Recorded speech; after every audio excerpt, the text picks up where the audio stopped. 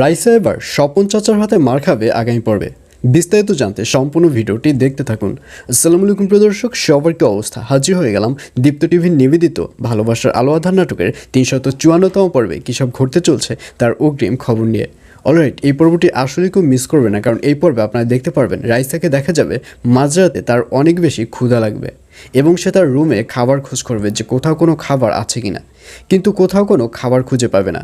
এবং এক পর্যায়ে রাইসা সিদ্ধান্ত নেবে যে সে নিচে নেমে ফ্রিজ থেকে খাবার খাবে, কিন্তু নিচের মানুষজন যদি এটি দেখে ফেলে তাহলে তো সে অপমানিত হবে। আর এর জন্যই রাইসা এবার চোরের মতো নিচে নামবে এবং চোরের মতো গিয়ে ফ্রিজ খুলে যখন খাবার খাবে ঠিক তখনই স্বপন চাচা রাইসাকে দেখে ফেলবে। অর্থাৎ স্বপন চাচার দূর থেকে দেখার কারণে স্বপন চাচা ভালোভাবে বুঝতে পারবে না যে উনি রাইসা।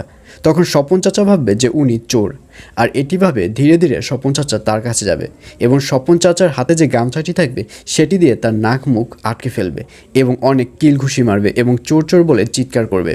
আর স্বপন চাচার চিৎকার শুনে উপর থেকে অর্ক নিচে নেমে আসবে এবং অর্কর হাতেও একটা লাঠির মতো কী যেন দেখা যাবে এবং অর্ক যেই রাইসাকে চোর ভেবে মারতে যাবে ঠিক তখনই ওখানে নন্দিনী চলে আসবে। নন্দিনী এসে বলবে, কী ব্যাপার, কী হয়েছে এখানে? তখন রাইসা বলবে, আমি যে কতক্ষণ ধরে বলছি যে আমি এটা কে শুনছে, ওনারা তো আমাকে ধরে মার শুরু করছে। তখন স্বপন চাচা বলবে, আমি বললে কি হয়, আপনি তো আপনার নামটা বলবেন। আর এই টাইমে আপনি এখানে কেন? আমি তো ভেবেছিলাম চোর ডাকাত, আর এর জন্যই আমি আপনাকে ওভাবে মেরেছি। শুধু এই রাতে এখানে না আসলে মারটা আপনার খেতে হতো না।